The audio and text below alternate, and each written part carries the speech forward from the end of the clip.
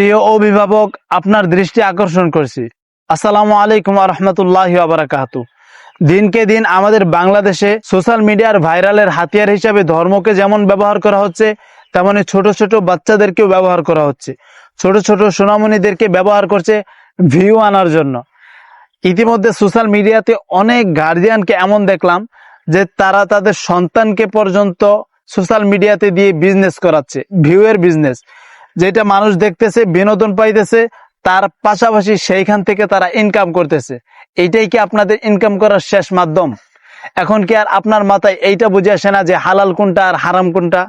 যদি বুঝে আসতো তাহলে আপনার ছোট্ট বাচ্চাটাকে, আপনার ছোট্ট সোনামণিটাকে এইভাবে ব্যবহার করতেন না। আমার মনে হয় আপনার মাথায় শয়তান ঢুকে গেছে, আপনাকে শয়তান ক্রাশ করে ফেলেছে।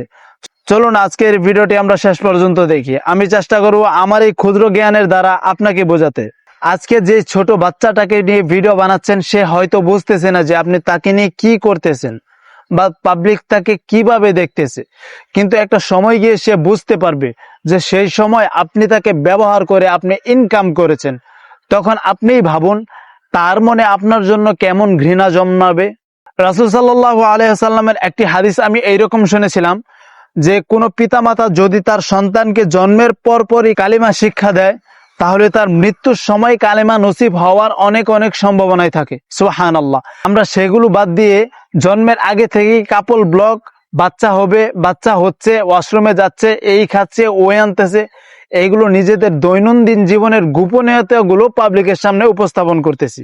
আমরা নিজেদের লাইফ নিয়ে সচেতন না, আমরা কিভাবে আমাদের বাচ্চা কাচ্চাদের লাইফ নিয়ে সচেতন হব? বিশেষ করে আমার মুসলিম ভাই ও বোনদেরকে আমি বলতেছি, এই সমস্ত কামকাজ বাদ দেন। আপনি একজন পুরুষ মানুষ, আপনি কোনো একটা কাজে হাত দিলে সেটা সফল, আর আপনি এইদিকে বউ নিয়ে কাপল ভিডিও করতেছেন। আর রাসূল সাল্লাল্লাহু আলাইহি সাল্লাম বলেছেন, যারা বউ দেখিয়ে মানুষের কাছে ইনকাম করবে বা বউ দেখিয়ে মানুষের কাছ থেকে বাহাবা নেবে, তারা দায়ুস, তারা কখনো জান্নাতে প্রবেশ করবে না। আপনার নিজের জান্নাতে যাওয়াটাকে আপনি নিজেই কঠিন বানাচ্ছেন। একটা কথা আছে না এরকম, যে মরবি অকালে আর দুষবি খোদারে। আপনার সোনামণিটাকে ছোট থেকেই দিন শিক্ষা দেন, আল্লাহর ভয় শিক্ষা দেন, তাকে কোরআনের অক্ষর শিক্ষা দেন, রাসূল সাল্লাল্লাহু আলাইহি ওয়াসাল্লামের হাদিসগুলো শিক্ষা দেন। এইগুলো করেন, এইগুলো আপনার ভবিষ্যতে কাজে আসবে। আর যদি টিকটক ভিডিও বানানো শিক্ষা দেন, তাহলে ভালো মানের বৃদ্ধাশ্রম কই আছে আপনি আগে থেকেই খুঁজে রাখেন, পরবর্তীতে আপনার যেতে হবে না। আপনার সন্তান আপনাকে সয় সম্মানের সাথে বৃদ্ধ হওয়ার সাথে সাথেই বৃদ্ধাশ্রমে দিয়ে আসবে, কারণ আপনার এইটাই প্রাপ্য ছিল। তো আজকের এই ভিডিওটি এই পর্যন্ত ছিল। আমি জানি না আমার এই ক্ষুদ্র জ্ঞানের দ্বারা আপনাদেরকে বোঝাতে সক্ষম হয়েছে কিনা, বাকিটা আল্লাহ জানে, হেদায়েতের মালিক আল্লাহ।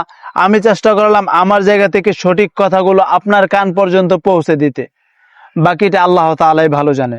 আমার এই কথাগুলো শুনে যদি কোনো মুসলমান ভাই ও বোন কষ্ট পেয়ে থাকেন, আল্লাহর হস্তে মাফ করে দিবেন। আজকের এই ভিডিওটি এই পর্যন্ত ছিল। সবাই ভালো থাকবেন। ওয়া মা তাওফীকি ইল্লা বিল্লাহ।